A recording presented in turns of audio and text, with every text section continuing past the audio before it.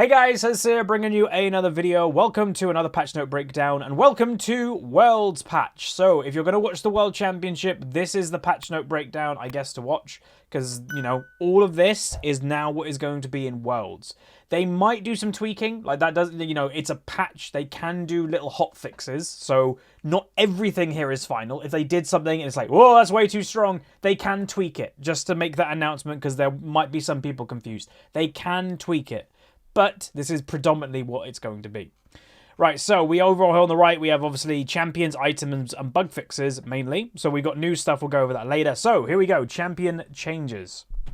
Aatrox. Honestly, again, if you've been watching my recent patch note breakdowns, he's been in practically every patch. They can't figure him out. He's either too strong, or they make something too weak, so then they buff something. It's like, ugh. So, what are they doing? They're doing Q minion damage reduction decreased. We over-nerfed Aatrox in 9.18 and giving back some wave clear he lost. So it's just for wave clear. So don't be like, oh god, there's bringing him back. Just wave clear, which I think is fine. Again, in game design, champion design, whatever you want to call it, a actual strategy of a problematic champion is over-nerfing it on purpose, by the way, for those that are unaware. So the idea that a lot of people have is, oh, aren't balancers supposed to make the game balanced? Yeah. But sometimes the best thing to do is when you have a champion that has a stigma attached to it of being over strong, if you over nerf it and then you bring back some strength in the next patch, the hatred to that champion a lot of the time has faded away. So it's actually it's a tactic that a lot of game designers do, not just in League, in a lot of games. So that's fine.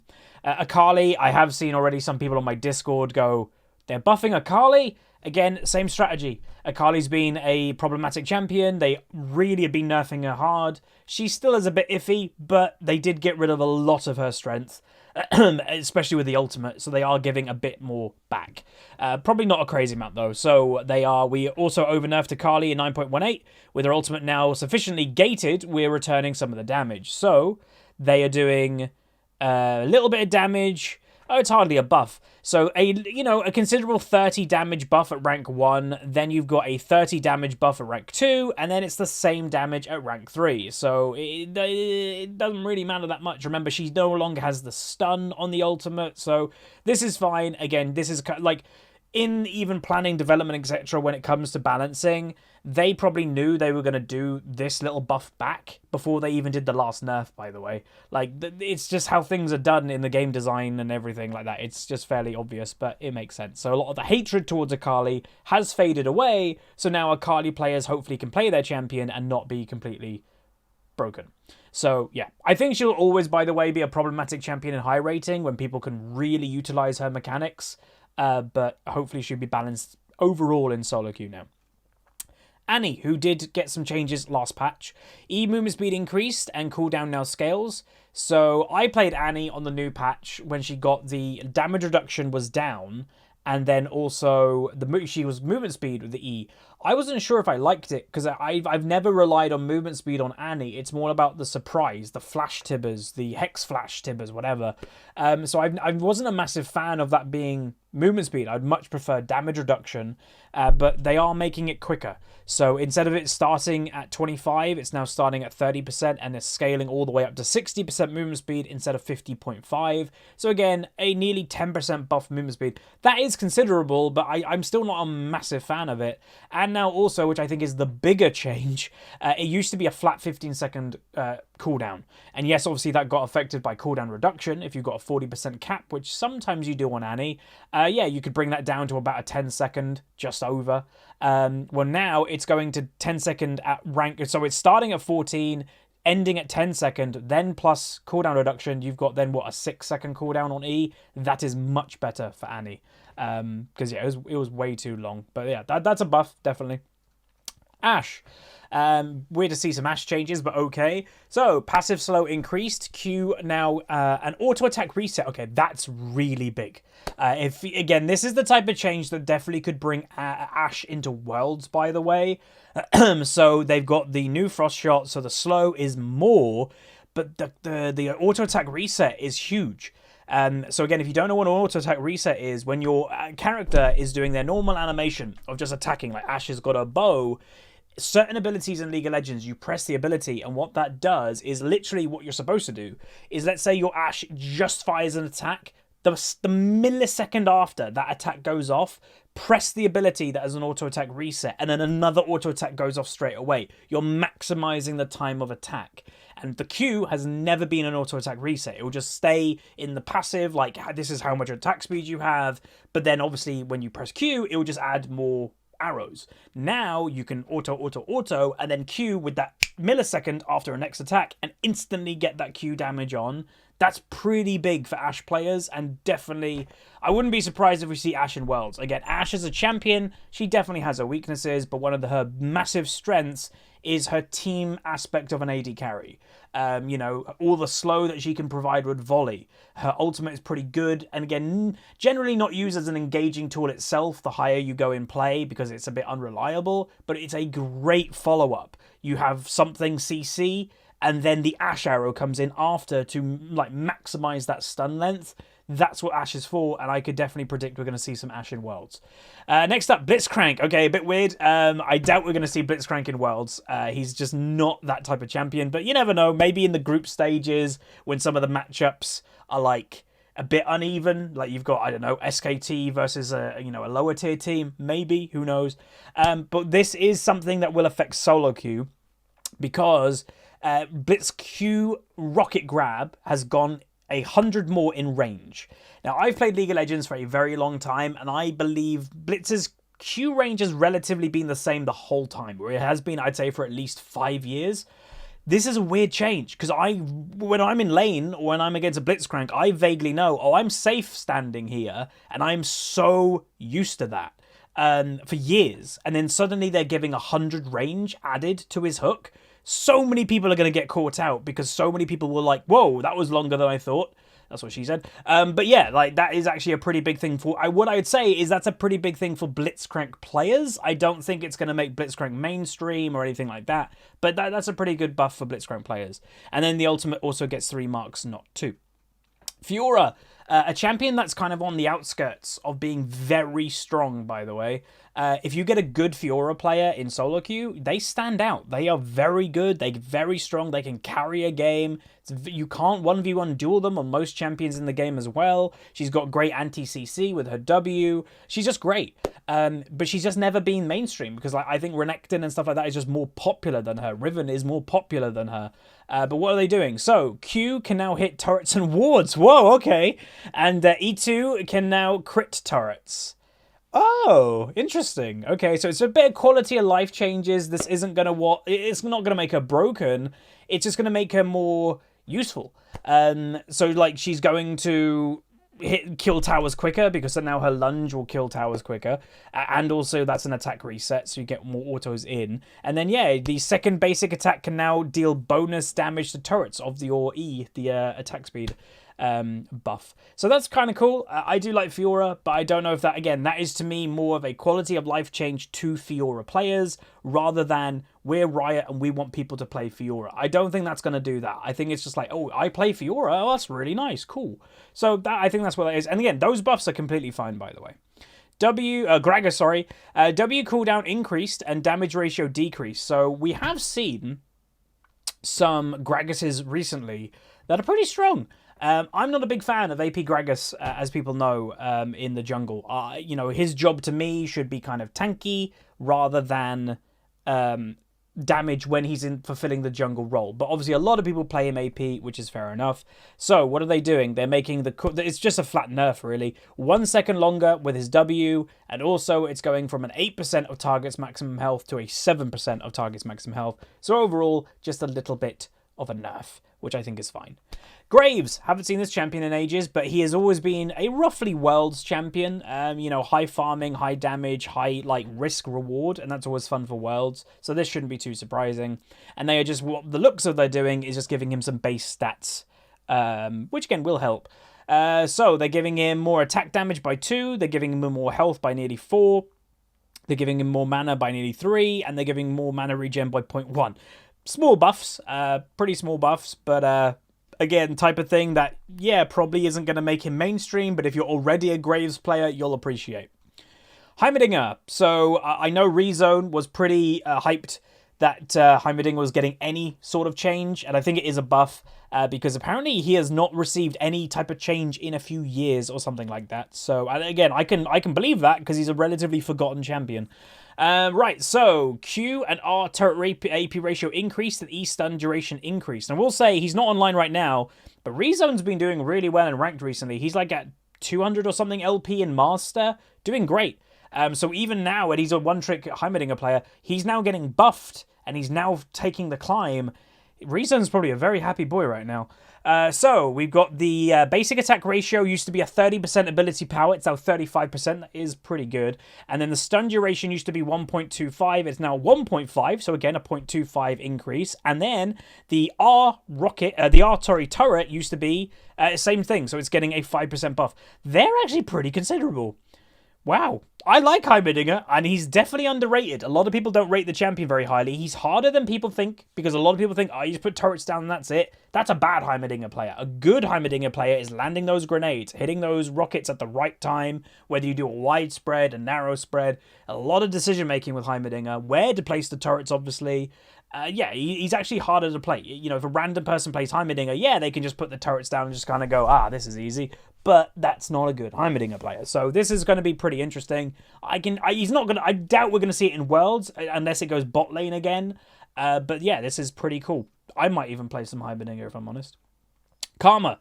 Q1 AP ratio decreased. Oh wow, they're nerfing Karma. So yeah, her damage is pretty high. So what this is, where, you know, when you press, you know, Karma Q, I guess, the initial damage, that's being nerfed. Which, yeah, like, even when you're playing against a Karma mid, and you know, she's a support, so she's got support scaling, so you would generally think that her damage is going to be high early and fall off. Her damage is surprising, and that is because, again, remember, support scaling, her poke ability had a 60% ratio. That's a poke ability with a 60% ratio. That's massive. It's now going down to a 40. And yeah, this is kind of a pro nerf, I do agree. But also a solo queue nerf. It is both. Because you do see Karmas.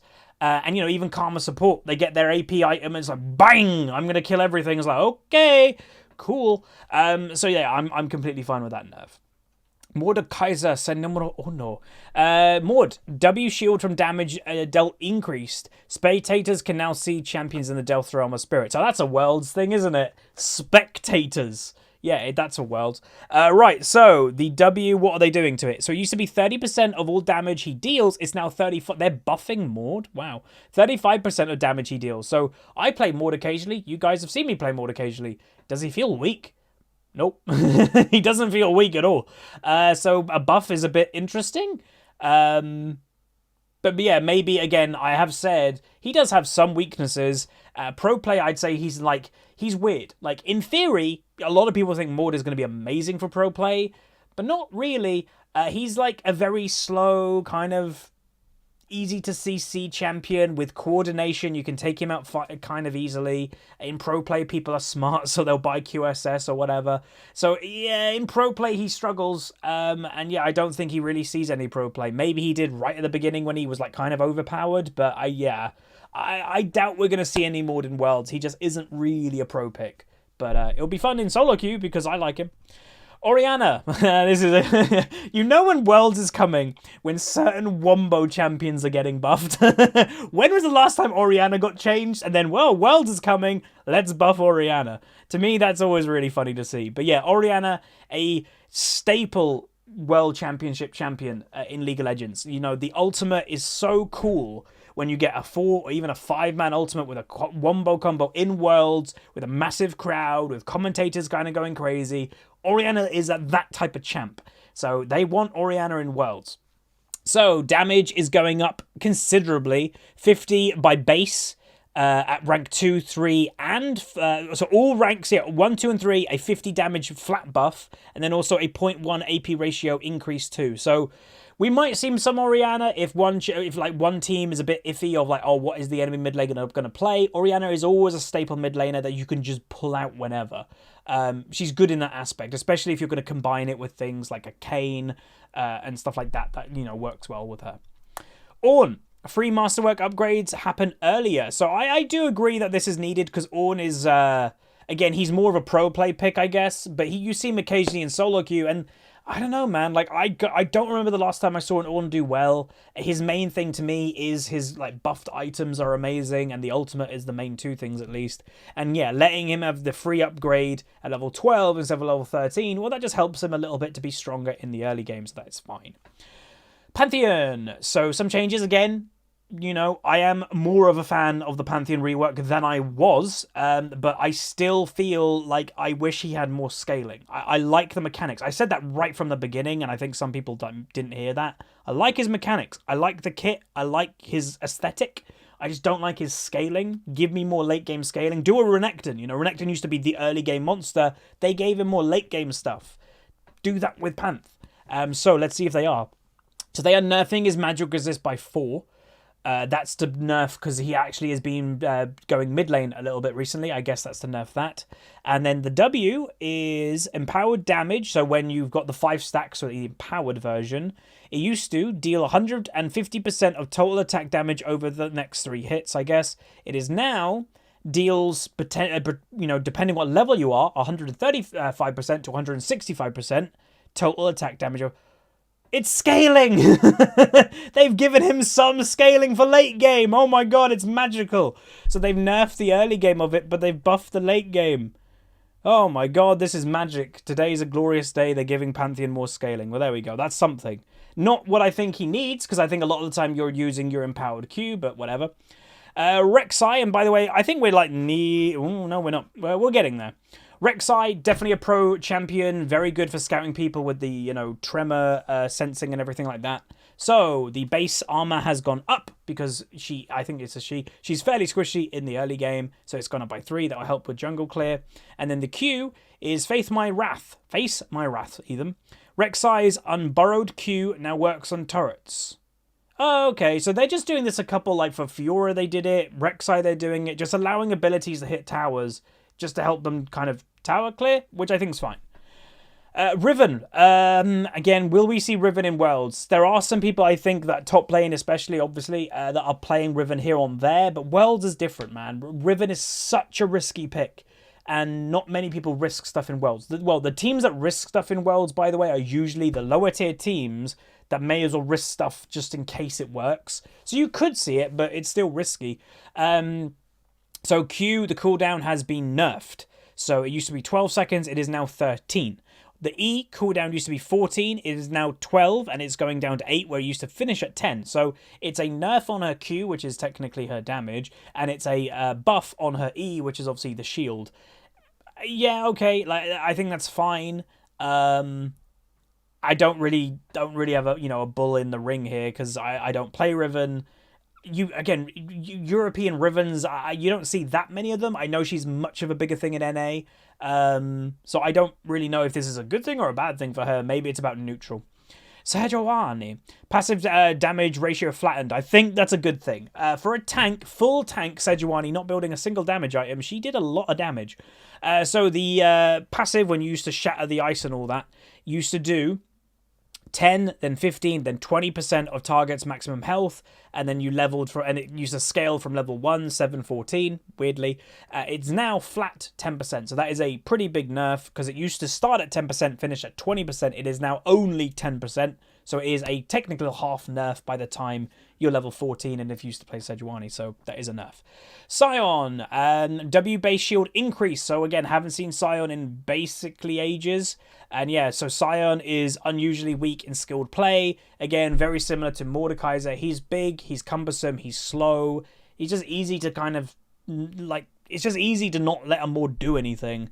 That's why, like, even in high rating, you've seen these cheese lethality builds having to be made, because actual Sion, what he's meant to do, he's not that good at. Like, he's supposed to be this big tank, big presence. You can ignore a Sion pretty easily. Like, he's not going to kill you. He does no damage when he's building tank. And yeah, there's like he's got a CC that's pretty easy avoidable. Like the Q and the ultimate is pretty easy to avoid. So I don't know. I doubt we're going to see him in Worlds. Unless you combine Sion with like an Ashe bot lane, then you've got that good combo maybe. So the base shield has gone up by 20 at rank 1. and then 20 at rank 5, so a 20 overall buff, so it's something. Sylas, this is a champion that I would presume is going to get big nerfs because he's a big pro play pick. Base armor and armor growth decreased. Passive damage ratio adjusted. Okay, what does adjusted mean? Is that a buff or a nerf? So the armor's gone down by 4 and the armor growth has also gone down by 0.5. That is 100%, making it that his jungle is more going to be affected. Because people do like jungling him. And even in lane phase, man, like he is going to get bullied a lot more. Because again, it doesn't always scale with it. Like, you know, 1 armor doesn't mean you're taking 1 less damage. It's a bit more than that.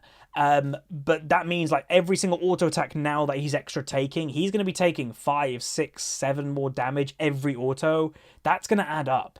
And less armor growth, so that's going to hurt him quite a lot. And then the passive, which obviously is the AoE thing, it used to do 9 to 60 depending the level, but then plus a 1 total attack damage ratio, so 100% attack damage ratio, and a 0.2 ability power ratio, and then it used to be reduced by 50% for minions that aren't the primary target. It is now a 1.1 attack damage ratio. It is still a 0.2 ability power to the primary target, but then to everything else, so the AoE of everything is a 0.4 total attack damage and then a 0.2 ability power. Wow, that's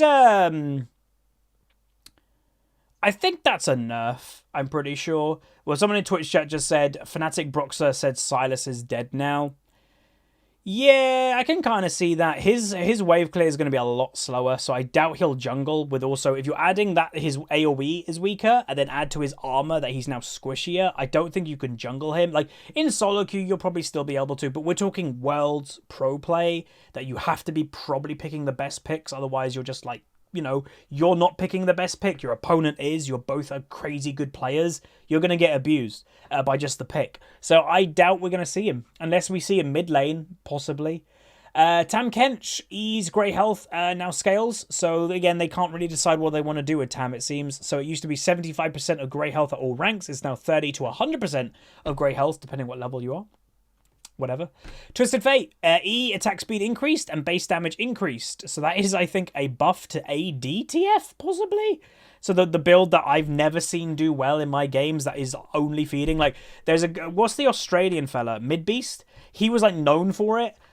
I swear, I tune into his stream occasionally because it's like he streams when I wake up. I've literally tuned into that guy's stream and he's been playing it, I'd say, 4 times every time he's feeding. It's like, I've never seen this pick do well. But the attack speed is going up considerably, so it's a 10% buff, it looks like, overall. And then the base damage has also gone up by 10 overall as well. So, yeah, it's a pretty considerable buff, but, yay. Vayne. So, again, another Worlds champion. She's really hype when a good Vayne is doing her thing, so I'm not surprised that they're giving Vayne some love with Worlds coming. So the R is getting buffed, so bonus attack damage. It used to be 20, 30, 40. It's now 25, 40, 55. So a bonus 15 attack damage in late game. It's something, again. It's something, I guess. I do reckon we might see a little bit of Vayne from certain AD carries, not all of them. But yeah, she's a really hype Worlds AD carry. So it'd be cool to see some Vayne. We must be nearing the end because alphabetically we are getting there. E cooldown decrease later, so that is a buff, a 2-second buff at rank 5, so that will help Veigar to be more useful. But again, 12 seconds plus 40% cooldown reduction. You're getting E, a very big stun field for, you know, that would be what, about an 7 to 8 second cooldown. That's not bad. Xin Zhao, passive base heal increased, Q base damage increased later. So the base heal's gone up, I'd say, quite a lot, especially in the early game. That's going to help with his sustain in the jungle. And then also the 3 Talon Strike, your early damage, obviously, is also getting a buff. 12 in the late game, starts to having a buff at rank 2. We might see some Xin. Again, he's an okay jungler, but the best thing about him is his ultimate. The denial of damage is pretty big, so you can kind of go crazy aggro and then just ult, and then you're relatively safe for a while anyway. So yeah, we might see some Xin, possibly. Yumi, Q, slow, strength now flattened, duration decrease, no longer decays over time. Wow, those sound like a lot of nerfs. So the slow used to be, oh my god, what? Woo, that's a big nerf. So the slow used to be at rank 120, and it used to go up to 80% at rank 5. It is now 20% at all ranks. That's massive. Wow, okay, that's huge. So no scaling on the slow on your Q anymore. And also, oh my god, the slow duration used to be 1.5 and is now 1 second. So that is honestly one of the biggest nerfs I've seen this whole season. That is huge. And then also the catnap, slow no longer decays over time. So it literally, you're 20% slowed for 1 second and that's it. It doesn't decay, you're just slowed for 1 second. Ouch. So that might hurt Yuumi in Worlds, and that's also going to hurt a lot of support mains now that obviously have swapped over to Yuumi. And again, the one thing that I'll say this again, I've said it in commentaries, the one thing I really dislike about Yuumi, that's what's happened to people, it is made, again, I don't mind the champion, but it has made so many supports sloppy when they're not playing Yuumi. So many are like, yeah, I get the reason why people want to play Yuumi. I get it. She's kind of fun, it's interesting, it's unique. But when people who are like swapped over to Yuumi and they're only playing Yuumi are now suddenly on Nami or Jan or whatever, they die so much because they're not used to like focusing on their own movement, and it's really noticeable. So yeah, that's one of the issues with Yuumi players at the moment. Zac, Bloblets restore more health. That's nice. So yeah, Bloblets restore an additional 1, 2, 3% maximum health, which I presume, yeah, which will go off his ultimate. So there we go, nice. And there are all the champion changes for Worlds. Standout ones to me, Yuumi, sure. Other than that, Silas, I guess, because he's such a contested pick. Oriana, maybe. Mordekaiser, no. Heimerdinger, maybe, because again, he was played, I think, last Worlds, maybe, in AD carry position. So yeah, it's mainly those two, maybe a bit of Akali, but it's mainly those two. It's Yuumi and it's Silas. Those are the two standouts right now. All right, next up, we got item changes. So we've removed the from the name, from the item names and descriptions. What? Okay, cool. So it's not the Black Cleaver anymore, it's Black Cleaver. That's it. Okay, wow, there is literally no item changes in this patch. Okay, that's surprising. It's Worlds patch and they haven't changed a single item. Okay. Bug fixes, there seem to be quite a lot, but we don't go over those. And then you've got new skins coming out this patch. You've got Hextech and Mumu, Majestic Empress Morgana, Splendid Staff Nami, Valiant Sword Riven, Championship Rise, and Valiant Sword Riven Prestige Edition. Again, when Prestige first came out, I was under the impression that, oh, there's going to be this kind of like new-ish Hextech thing, but you don't need to get gemstones, you can earn it in-game. That will be, you know, they're kind of rare. They're every single patch now. Like, legit, every single patch is a new prestige skin. And obviously, I don't mind too much, because I am in the great, you know, I'm in the band that I'm quite fortunate. I own every skin in the game, so I can just re-roll some tokens, like re-roll some skin shards, and I can get all the stuff. But, like, that, I'm not a big fan of them happening every patch, I must say. So I don't know. But yeah, like, again, when you look at which skins they're doing prestiges for, Riven, one of the most one-trick champions in the game. How many Riven one-tricks are now want to get that? How much are they going to spend to get that? Obviously, it's all, like, on purpose. But there we go. That is the Worlds patch. I'm a little bit surprised that there's no item changes. Other than that, not too much surprise. And yeah, the two standouts for me is the Silas changes and the Yuumi changes, because those might make some very popular, like, dominant champions in pro play not show up in Worlds, potentially. But that's going to be it. If you guys did enjoy, throw a like on the video. Let me know what you think of this patch. If you think it's good, if you think it's bad, if there's anything missing, do you agree, do you disagree? Let me know all that stuff below. Yeah, hopefully Worlds will be fun. You know, we're only, I think, about 2-3 weeks away from Worlds, like the beginning of Worlds roughly starting. I don't know. But yeah, that's going to be it. If you guys enjoy, throw a like on it, throw a subscribe, I can speak English, and I'll see you guys next time.